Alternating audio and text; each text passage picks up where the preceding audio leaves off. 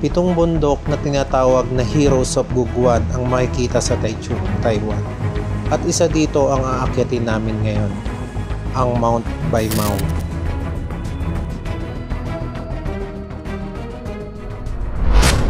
Ako si Nathan, isang factory worker sa Taiwan. Dahil nga hilig ko ang mga ganitong activity, ay sumagi sa isip ko na pumasok sa content creation. Tara, samahan nyo kami sa aming paglalakbay. Good morning guys, nakasakay na kami sa first trip ng tren papuntang Pongyang Station. Kasama ko nga pala si Emily.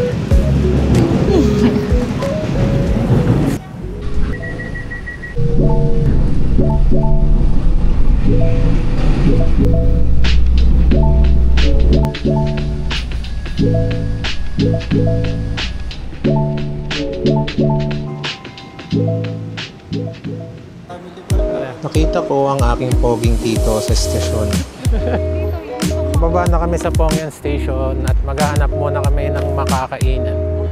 Gutom na kasi itong kasama ko. Kumain muna kami dito sa MWD Cafe tapat ng bus station. Dito na kami sa bus station.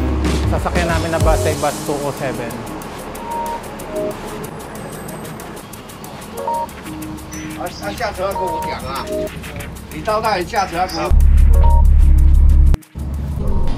Ayan guys, nandito na kami sa Bailukyangchi. Hindi ko mamigkas eh. Ayan na. Okay guys, mag-umpisa na kami sa aming hike papunta sa Baimao.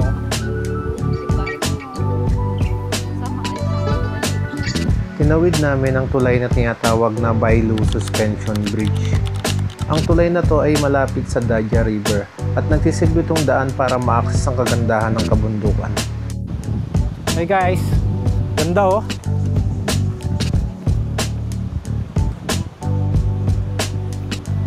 Ano, ready ka na ba mabudol?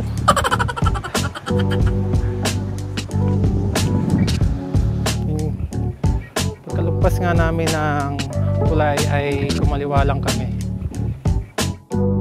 Nasa 2 kilometro bago makapunta dun sa trailhead.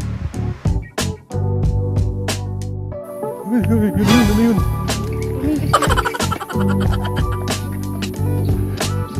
Takot siya guys.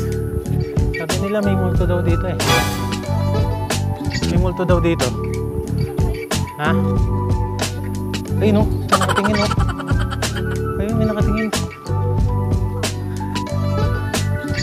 Ba't ka agad? Ay nako. Nihaw. Ayun, kapag may nakasalubong tayong mga hikers, always say hello. Yun. Nihaw. Ganun lang. So guys, pag may nakita kayong ganito sa bundok, ibig sabihin nun may signal sa part na to. Kasi kalimitan sa ibang part ng bundok wala talagang signal. Init guys. Kaya kung kayo ay gustong mamundok, huwag na kayong maggamit ng glutathione. Tignan nyo yung kulay ko. Ang puti ko no. Nakarating na kami sa entrance ng trailhead ng Baimao. Dito kami galing, tapos dito na kami.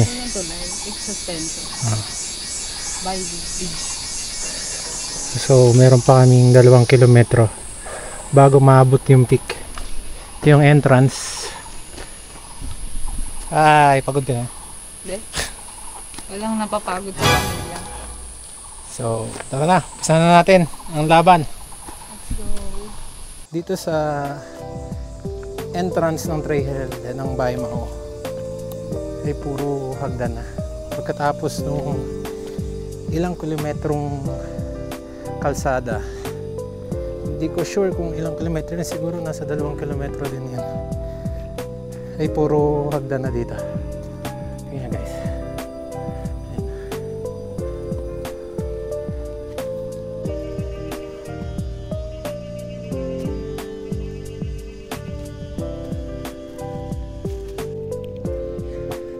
Sa Sa pag-hike guys, kailangan talaga physically fit at mentally fit ka. Kasi kapag hindi ka fit, habang umaakyat ka, baka may makita kang milagro. Yan, nakakita na ako ng ng McDo.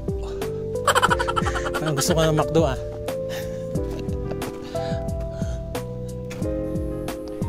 Sa part na to guys, may mga makikita na kayong mga tali tulad nito. Nagutom na ang bata. Sarap yan. Ha? Ano palamanan? Egg sandwich. Oh guys wow.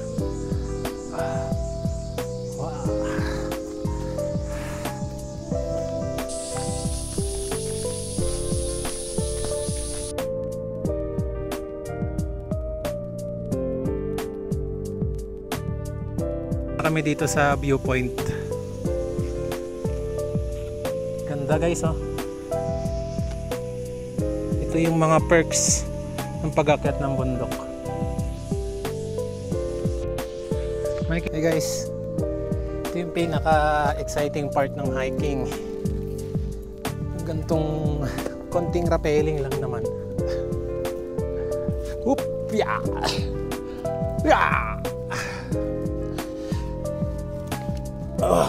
Pag mga ganito, kailangan natin ng doble ingat. Baka tayo ma-fall at di sa lumain.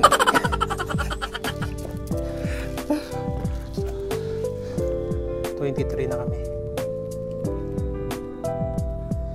Guys, kapag nakita kayo ng gantong kulay dilaw, kasi ito yung palatandaan ng completion rate nyo kapag malapit na kayo sa peak. Pagod na.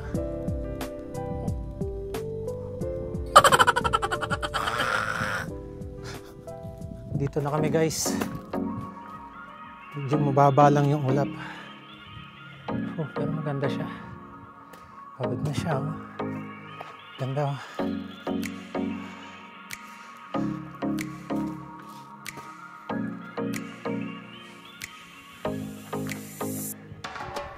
Ang kembot na lang. Narating na namin yung peak. Yun yung peak. Jayo! Hi guys! Dito na kami sa peak ng Mount Baimao. After ng ilang oras na hike, narating na rin namin yung peak. By the way, ang Mount Baimao nga pala ay may taas na 1,522 meters above sea level. Ito din ang pangalawa sa pinakamababang bundok sa 7 Heroes ng Guguan. So tara, papasilip po sa inyo ang aerial shot ng Baimao. Let's go!